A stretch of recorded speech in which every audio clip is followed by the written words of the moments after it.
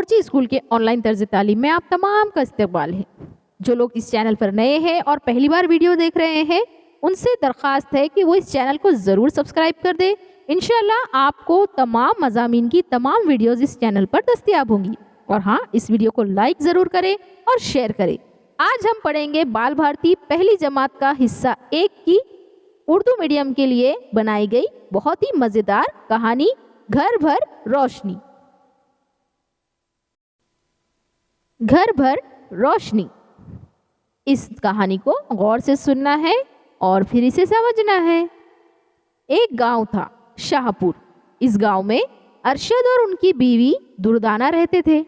وہ کسان خاندان تھا۔ کسان کھیتی کرنے والے انسان کو کہا جاتا ہے۔ ان کے 2 بچے تھے، طاہر اور شاداں۔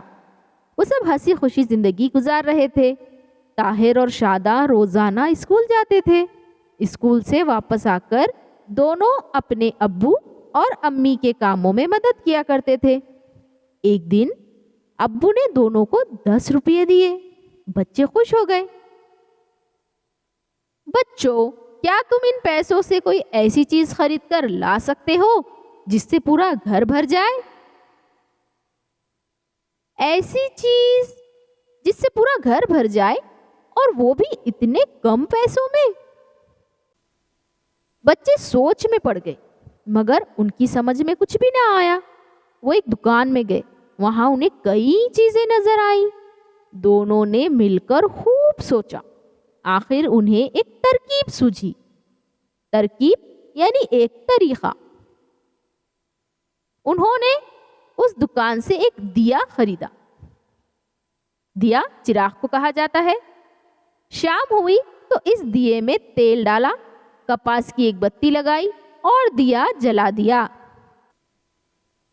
تبھی ان کے امی ابو آ گئے۔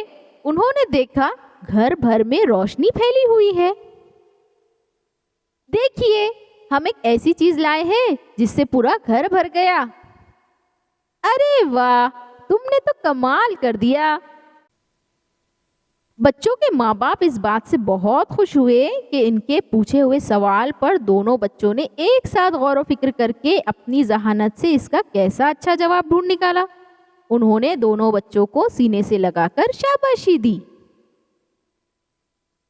اگر کوئی تمہیں 10 روپے دے دے تو تم کیا کرو گے؟ آپ کو اس کا جواب سوچنا ہے اور ہمیں کمنٹ میں ضرور بتائیے۔ اس ویڈیو کو لائک کریے، اپنے دوستوں کے ساتھ شیئر ضرور کیجیے اور انہیں بھی کہیے کہ اگر کوئی انہیں 10 روپے دیتا ہے تو وہ کیا کریں گے۔